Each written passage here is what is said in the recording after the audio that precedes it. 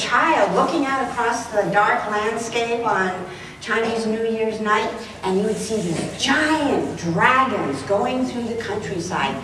And they were there's no cars or trucks back then, for many reasons. And because it was war-torn post-China. And so there's these dragons going through the night, and they're made out of paper and lit up from the inside with lanterns. And 20 men would be, on sticks, would be carrying these dragons, and they'd be going, because they're dragons of power and good luck and all of that sort of thing. And fireworks, there'd be fireworks going off. In fact, our cook would put off firecrackers every single morning just to make sure that the evil spirits would go away from our house. Even though he worked for missionaries. He added the extra, little extra always inside. And then hooray for San Francisco! And hooray for Kansas City! My adopted team, although I've got, all right, so I owe, let's see, if Kansas City loses, I owe my friends in California Kansas City Masterpiece barbecue sauce. And otherwise, they owe me a whole bunch of expensive wine. So we've got that going on. Mardi Gras was yesterday, and blessings to all those who are hungover from that. And you know, church doesn't always have to be serious. We can sometimes have church talks that are just sort of fun. So that's what my mission is today. I'm going to put these pom-poms aside. I use these in my classes. Let me take them. Yeah. Teaching people to finally become their own cheerleaders. That's my mission in life. So, God, metaphysics, and the Super Bowl. Well, I just figured that's what, you know, it's a little bit of everything today. So we're going to put some God into this, but it's also going to be about the Super Bowl. And we're going to talk about some football terms for some people who, so for some people they only watch football once a year because they have to. And I understand that. So I thought I would educate you about a couple of football terms, and then we'll sort of look at them from a spiritual point of view too.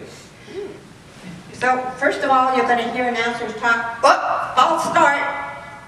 What's a false start? Well, it means a player has started to go into motion before the ball is in play. And there's there's a penalty sometimes or whatever for that. I'm going to talk about these in very generalized terms. Mostly I know what I know about football because I had two husbands who watched football all the time.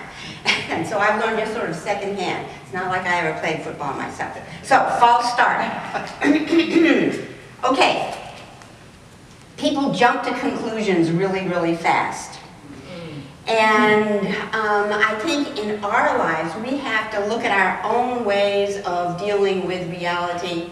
And probably one of the biggest things that I've learned in the past couple of years is the fact that your mind is different from your brain. Or what Ernest Holmes said, you know, there's divine presence, and then there's the spirit, and then it comes down, there's different levels. And of course now neuroscience is really teaching us that really the brain does do certain things, but our minds decide what to do with what the brain is telling us, which is a reflection of metaphysical thought. And so many times we get all involved in the drama that's going on in front of us, and yet actually if we look at it from a higher point of view, we can get a different perspective on it. What I really like was a metaphor that Candy once told me. I think it was Carolyn Mice said, you know, when you're looking at all the drama, a lot of times we get involved in the drama and we're at street level. And what she advises us to do instead is to look from the top story of a building. Because then we have a different perspective. And so often when we're caught up in all the drama, the best thing we can do is go up to the press box and look down on the field. There's the football element. Okay. Blitz. Okay, so, oh, they're putting in another blitz. Boy, they're really blitzing today. They're blitzing and blitzing. And what is a blitz? Well, a blitz is when the coach decides to put all of his defensive players and the main or commit more than just one or two extra players over, and their whole intent is just to get to the quarterback. Instead of defending the players downfield or over on the other side. So they're all going to one side to get to the quarterback, but meanwhile, there's a whole other part of the field that if the quarterback is really smart, he says, ooh, nobody's out there, I'll throw the ball down there instead. So on one hand, the coach can commit to all of this defensive players going after the quarterback, but he's also creating a big vulnerable spot where there could be a long ball and a touchdown. So what is the spiritual connection that we can talk about here? I think that what it is about prayers and affirmations from a metaphysical point of view. You know, we all talk about doing prayer a different way. It used to be when we were brought up in most typical traditions, we're praying to something outside to come and save the situation and fix the situation and so on and so forth. When we become practitioners of metaphysical thought, we realize that God can only do for us what God can do through us. And the tendency, and you'll notice this even when we're doing our prayer requests, our tendency is to put all of it into what that condition is, instead of leaving room open for divine presence, because there's so much more that could be done. So we tend to outline exactly what we think needs to happen. And with prayer requests, there was a great term that Reverend Phyllis Clay Sparks taught us, and I love this. We want to avoid awfulizing. You know, when we bring somebody into prayer, it's out of deep concern because we know that they're facing a very challenging situation. And so it's very easy to focus on the challenging, oh, I want prayers for so-and-so because blah, blah, blah, blah. The problem is when we focus on that, we're missing the point. What we really want to do is not focus on bringing more negative energy into a situation. What we want to do is focus on the qualities of being that will help in that situation. And I'm going to share with you this story about my dear sister-in-law, Mary Ann. Mary Ann has had multiple health issues the last 25 years of her life. Multiple major surgeries, heart things, breathing things, and so on and so forth. 2 weeks ago, my brother-in-law called me up and said, Mary Ann is going to be, she's fast, she's going. She's been in the emergency room 2 times or 3 times in the last 2 weeks. They have her on, she's got on, oxygen, she can't talk, her breathing is even worse, and she has COPD. This is probably going to be it. And he called me because both of us are in her will as what do you call executors or whatever. And he said, and now no matter what, make sure she cannot live at home anymore. This is too much for her to handle. She keeps wanting to go home. She can't go home. Make sure that the underlying message was shift her over to the other. Let her know she can't go home. And being a metaphysical practitioner myself, I didn't pray for Mary Ann to get better or for Mary Ann to go to a rehab hospital instead of going home or anything like that. And when I talked to her, I looked beyond that situation and just knew that Mary Ann would make the right decision for herself. Unless someone is seriously mentally impaired, we need to trust. And I see this because I've had, 12 or 15 years now taking care of older people. Sometimes even the children, don't let them do this because they might fall, and don't let them do this, and make sure you drink more water, and they're telling the parents, like it's an insult if the parent decides to make their transition. And they might decide to make their transition in a way that we wouldn't agree with. I don't know, there's just something about all of these situations involving health and wellness. There's a point at which we need to just let go and to trust and to see that God is providing the comfort, the peace, the wisdom, qualities rather than just focus on what the bad situation is. So just a little reminder there. So a blitz. We don't want to just be focusing on the bad thing. We want to open ourselves up. And that's why a lot of times you'll hear a prayer practitioner say, this is what we pray for and for the highest good of all concerned. And that's one of the reasons we say it that way. So then there's two other ones. Here's an audible and a bootleg. So what is an audible? Well, an audible happens when a coach trusts his quarterback so much that he will let the quarterback actually audibly call a different play than what was programmed. I mean, if you look on the sidelines and you look at the coaches, it used to be they'd be standing there with all these laminated sheets pouring through them and covering up their mouths so that nobody could see what they were saying on the other team who might be spying or deflating their football. All right, so when a coach really trusts his quarterback, he will sometimes let that quarterback change the play at the last minute because maybe the quarterback sees something that the coach doesn't. Right. So that's what an audible is. An audible means that the quarterback is actually calling out a different play, and of course everybody's memorized all those plays, but he knows which one to call. Then there's a bootleg, and a bootleg is also a very creative kind of situation. A bootleg is when the quarterback looks like he's carrying the ball, and he's going to pass it off to this halfback. But he pretends he's doing it, and instead he goes completely in the other direction. And of course the defensive players are all coming down, and they're going to go this way, and the quarterback's going that way, and he can throw a long bomb, and there'll be a touchdown, and Kansas City will get another score. Okay. The big thing is that on one hand there is a giant playbook of all the different plays, and now that's why coaches, instead of carrying all these laminated sheets, they just carry little computers because they've got all of it right there. Hopefully the computer never crashes. Anyway, there's a big game plan, but you have to have flexibility. You can't always stick with that game plan. We are the creators. There's a great quote that I saw, probably on TikTok or something.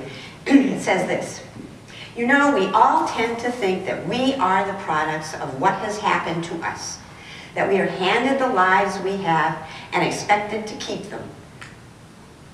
That's not true. What happens to us is simply a starting point. So your choice, the one you remake every single day, with your tiny habits, is to let what happened to you hold you back, or to use what happens to you for you to propel yourself forward.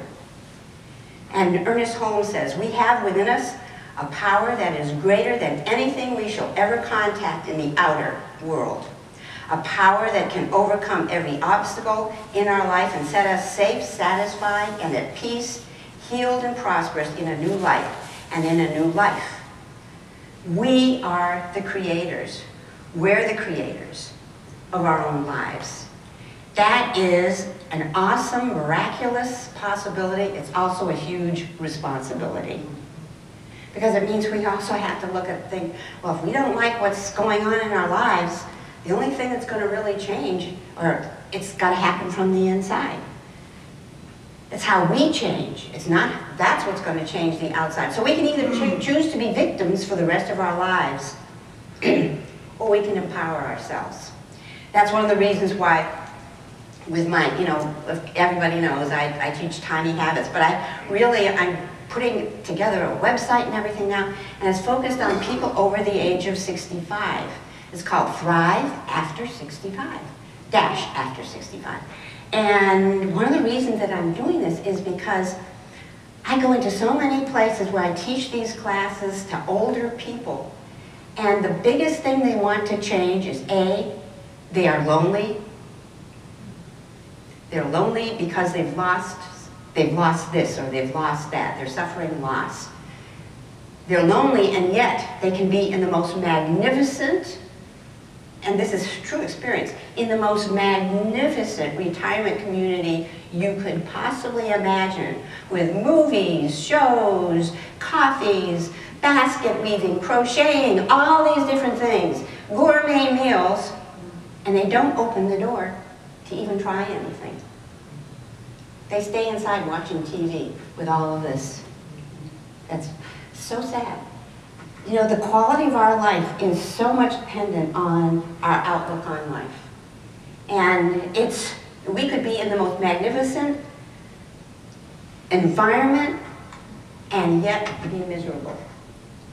So I think that what all of this creativity is about, as far as football, yes, in football there's a playbook, but there's also creativity. For us, the big lesson is to remember that we are creative beings. And if there's anything that that we find ourselves constantly complaining about, it's up to us to fix it. And of course, there is finally one more type of phenomenon that you're going to hear about today, and it's called a Swiftie. Now, a Swiftie is a person who remembers their 5th grade mathematics, because last night they were sitting up thinking, all right, if somebody gets on a plane in Japan and travels 9,000 miles through 7 different time zones, how long will it take them to get to Las Vegas, and will they be able to land and make it from the airport over to the stadium? So of course these are all followers of Taylor Swift, who has probably done more for football. Actually, this is a given fact. They say that there's some marketing firm that did a study that the increased viewership of football has been a significant amount, and the value of football as an industry has gone up by billions of dollars because 2 people love each other. Which is so sweet, you know, because of Taylor Swift, who, mind you, has only been on TV in the little things of 3 seconds, not even part of the game, not even wanting any publicity. But because of this, there'll be moms and little girls and teenagers who are watching football along with Dad. And I think that's pretty cool. So, I think the story here is that if you're jealous or if you're all honked up because people are paying attention to Taylor Swift, it's probably because you're insecure and you're jealous of all the success and all the happiness. That's all I can. And I think that the other lesson here is, again, you know, God can only do for us what God can do through us, and how important really it is to be your own cheerleader and be responsible for your own happiness. Happiness is an inside job. Here are 2 people who just love each other and want to be together. We made them into celebrities and everything. They're just two kids who like each other or love each other, and who knows what's going to happen, you know, because I have children and I thought, oh, this is the one they're going to marry, and this is the one. And then it changes. But I love them all. So, bless their hearts. And I think they bring to us at a time where there's so much gloom and doom in the world. They bring to us a little sprinkle of joy. And it reminds us of our own first loves. And it's just fun. And I think that's the whole thing about the Super Bowl. You know, we can get caught up in all of life's gloom and doom and troubles. But there's also places to be happy and places to have fun. And even if you don't watch the Super Bowl today, just go out. You've got Valentine's Day, we've got all these different things, Shrove Tuesday, all these fun things. Do something fun for yourself. And if you don't have the perfect lover for Valentine's Day, celebrate your love for you. Go out and do something really fun, because your relationship with you is what determines all the other relationships. Because you are the blessed place where God shows up. Thank you.